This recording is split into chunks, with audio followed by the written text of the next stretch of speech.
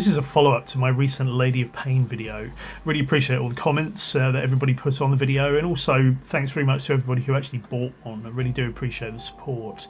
Now, the overwhelming response to the video was, have you tried cold casting? And the answer is yes, I have. You may remember my Cthulhu cultist armour from a few years back.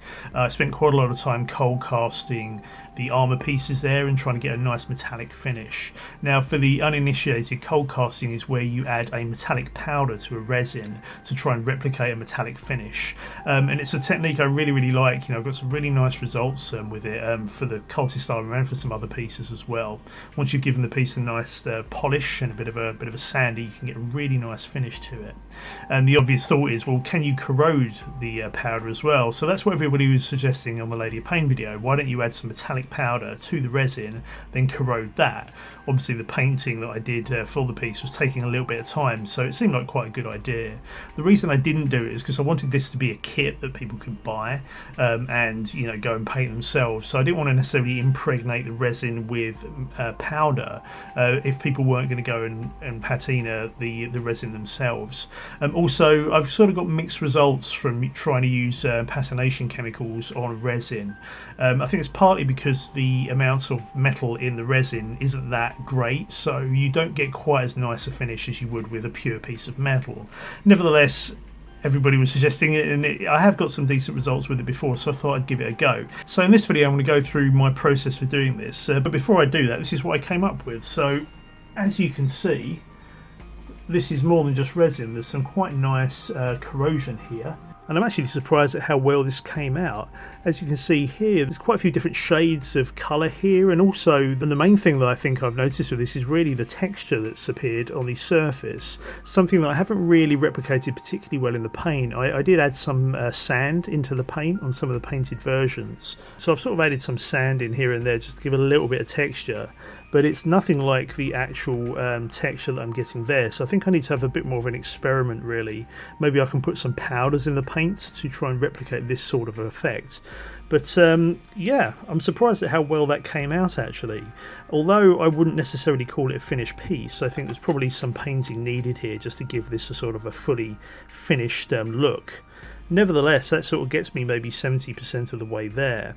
So yeah, quite impressed with how well that came out, because like I said, I've had sort of mixed results from using patination chemicals on cold cast resin before. But this is quite a nice result. So in this video I'm just going to go through the process that I took to actually get to this point. So the first step is just to get my moulds set out, and what I've done is to have a flat piece of wood here, which I've used a spirit level to get level. That's just so the resin doesn't slop over the sides of my mould. So what I'm going to want to be doing is mixing some of this brass powder into the resin, and I can then come in with this patination fluid that will react with the brass powder in the resin and should give me that nice patina sort of colour. So what I need to do is to brush this brass powder into the moulds to give myself a coating of brass powder that the patination fluid can react with. So I'm just dusting the mould with a brush here, and to be honest with you, I don't really know how much I need to add in. You don't want too much powder in here, because what can happen is, I don't know if you've ever poured water onto the surface of powder, like maybe some flour or something like that.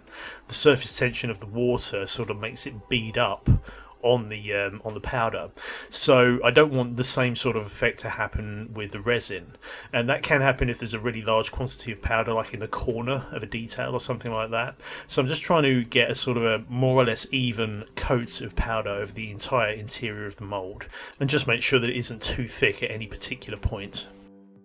Now this is a slightly different approach to what I've taken before. On previous cold casting projects, for example my Cthulhu armour, I actually mixed the brass powder directly into the resin and then poured that in. And I got a pretty decent result with that. The idea there was to make sure there's a quite high quantity of brass powder in the resin, because I wanted that brass effect. In this case, I don't want the brass effect, I just want a sufficient quantity of metal in the resin so that the patination fluid will react with it. So that's why I'm dusting the mould rather than mixing the powder directly into the resin. It did occur to me to do that, but I don't want to use too much powder here, to be honest with you. I've only got a certain amount, so I'm going to give this approach a go first off, and we'll see how we go. When I've done this previously, I've actually used black resin mixed with the brass powder, and that was just to give it a sort of a dark backing. I've not tried it with white actually. I kind of figured if I tried white, the brass powder might look a bit pale, so I went for black in that case. Here, like I said, I've not mixed any brass powder into the resin, so I'm going to stick with my green tinted resin. The idea being that some areas of this will corrode and some won't, so the areas that won't corrode will still have a green colour to them, so that will help with the final finish.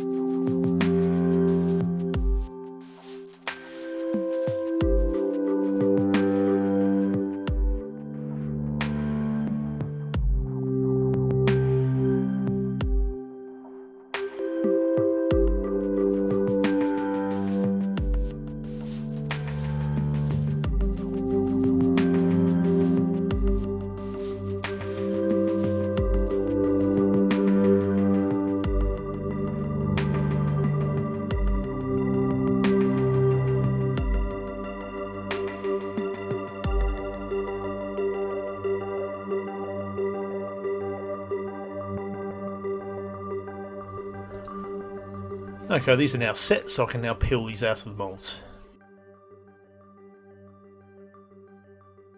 Okay, so interesting, you can see where I poured the resin here. It looks like it's moved the powder out of the way. But nevertheless, there seems to be a fairly decent coverage of brass powder there, so that should give me enough to allow the patination to work.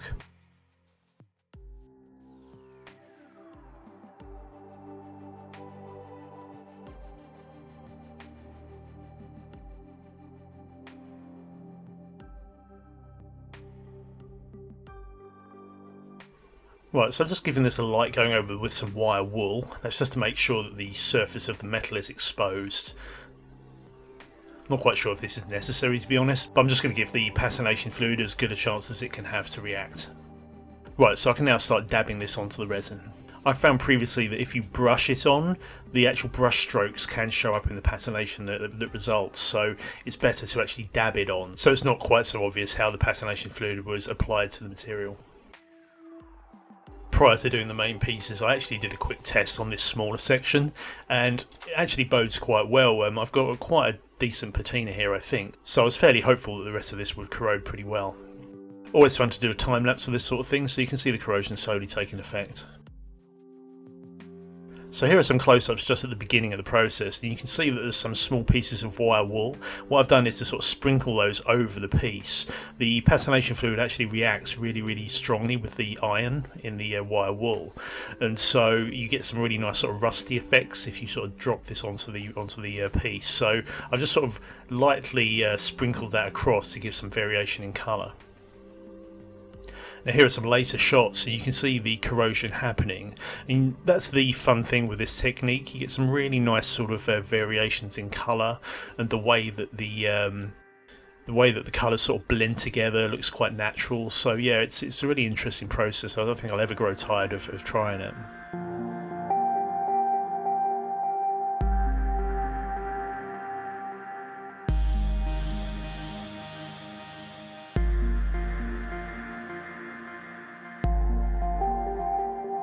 So here are the pieces now that I've left them overnight, and as you can see, there's actually quite a strong corrosion effect that's occurred. It's quite surprising that you can get that much corrosion from quite a small quantity of metal. And as I mentioned earlier, just the texture of the corrosion as well is really nice. It's something that's actually quite difficult to replicate artificially. I'm going to have a bit more of practice at doing that, I think. But for the time being, you know, if you want the real deal, then obviously real corrosion is going to be the way to go.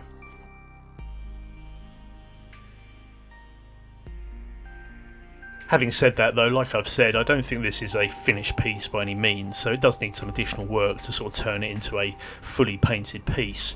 Nevertheless, it's a pretty good start, I think.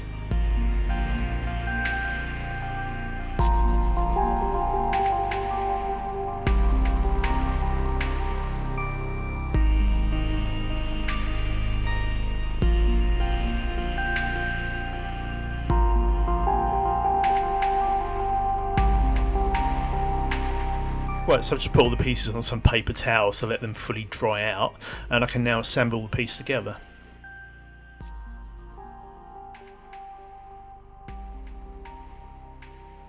So yeah, not too bad. Now there is a final step with this, with patination and corrosion. Something I noticed on my original Lady of Pain from ages ago was the fact that the corrosion isn't really attached to the metal that strongly, and over time it will slowly drop off or get knocked off with handling. So what I do with all of the patination pieces I do is to give them a few coats of varnish, and what I'm using here is a polyurethane furniture varnish. I chose that because it's intended for furniture and so it's pretty tough. So I find that giving this a good few coats really does help keep that corrosion in place. Now I have sometimes found that adding the varnish onto the corrosion can actually dull it a little and sort of ruin some of the colours, but I didn't actually find that on this occasion, so that's pretty good. The last thing you want is these really nice sort of vibrant colours to appear and then have them be destroyed by the varnish that you're adding.